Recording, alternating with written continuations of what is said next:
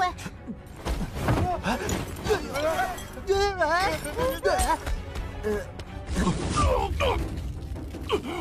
混蛋，你弄疼我了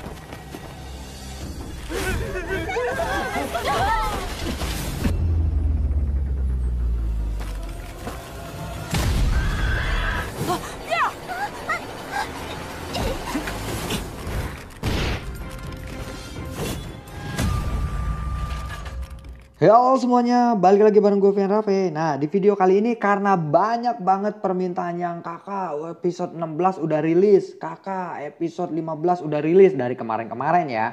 Contohnya banyak juga yang bilang, lu kebanyakan ngomong, lu begini. Karena gue bawain alur ceritanya. Nah, sekarang gue bakalan kasih pembahasan episode yang baru aja keluar di episode 17 ini. Yuk, check this out.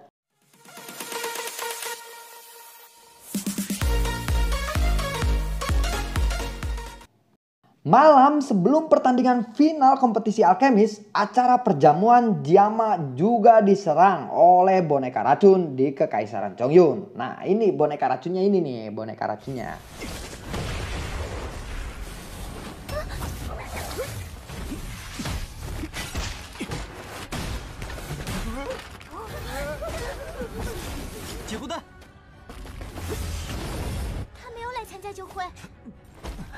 Pada saat Xiaoyan memberikan pil penyembuhan Doki efek racun, Muzan yang gengsinya besar dia meragukan obat tersebut. Yang terjadi malah dihancurkan oleh boneka racun. Xiaoyan menyadari bahwa boneka racun ini memiliki pemimpin dan mereka sudah diprogram. Xin pun berganti ke kelompok tiga Do Huang. Yan Li dengan polosnya dia ingin tahu bagaimana seorang Do Huang di Kekaisaran Jiangma mengatasi situasi ini. Jelas saja itu sebuah ejekan yang konyol. Hanya satu dorongan dari kaki saja bisa menangkap keberadaan Yan Li.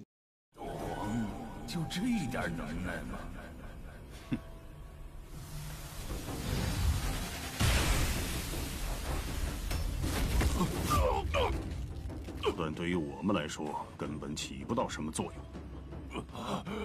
但无非就是暴露自己，把你们的注意力吸到我身。这些手段对于我们来说，根本起不到什么作用。 Dalam kondisinya, di keadaan seperti ini, Yan Li mengungkapkan hal yang sudah dia rencanakan. Dia tidak hanya sekedar melakukan penyamaran, menarik perhatian mereka supaya fokus kepadanya. Di waktu bersamaan dia sudah mengirim pasukannya ke acara perjamuan Kaisar Jiangma. Saat ini akan terjadi mandi darah untuk semua alkemis. Namun Jialou mengungkapkan bahwa dia sudah mengetahui rencananya. Secara diam-diam dia menyuruh Yao Ye bersama tentaranya untuk melindungi mereka. 怎么可能瞒得过我们的耳目？炼药师大会还没开始，我就洞悉了他们的阴谋。这够深的，不谨慎点儿，怎么能把他们的人一网打尽呢？ Hanya setelah Yan Li merasa gagal mengancam kelompok Do Huang, dia mengubah wujudnya menjadi gadis kecil. Hanya karena itu, ketika hampir dimusnahkan oleh Jialou, Fama menghentikannya. Jika membunuhnya dalam kondisi penyamarannya, maka tidak akan ada yang percaya bahwa itu adalah Yan Li. Dengan kata lain, Kekaisaran Jiangma akan tercatat sebagai pembunuh pesaing kekaisaran lainnya hanya karena takut dikalahkan. Oleh karena itu, Fama tidak punya pilihan lain selain melepaskannya.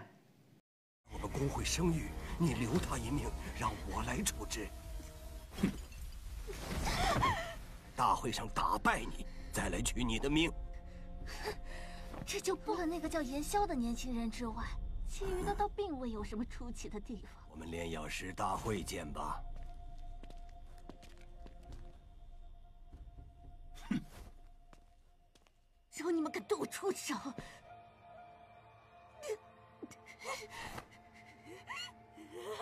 Kembali ke tempat perjamuan. Pada saat krisis, Yao Ye datang bersama seluruh tentaranya.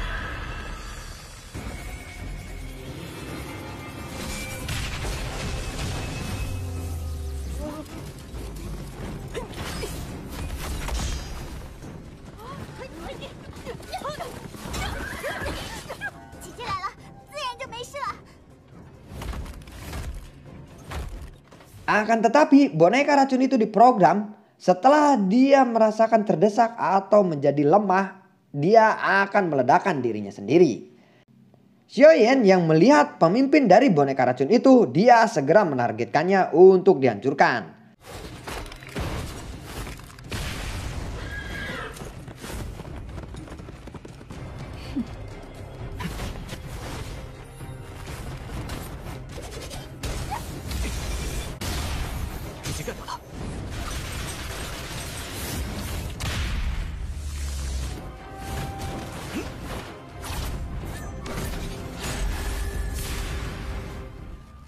Hanya karena Yoye dan Xiaoyan berhasil menghancurkan pemimpin boneka tersebut, itu membuat boneka yang lainnya ikut menjadi mati atau tidak aktif.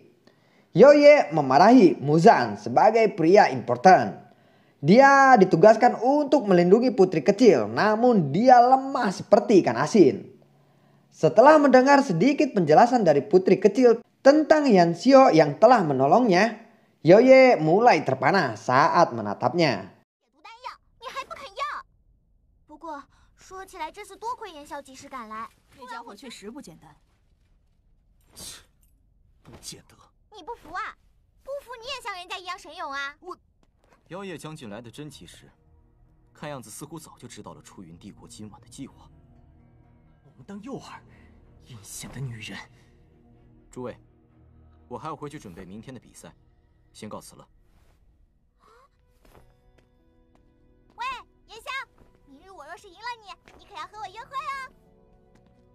Kelompok Fama lalu datang dan Jialau mengatakan terima kasih kepada Xiaoyan yang sudah berhasil melindungi yang lainnya.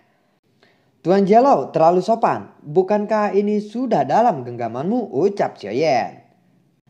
Tidak lama kemudian Fama ingin berbicara secara pribadi dengan Xiaoyan.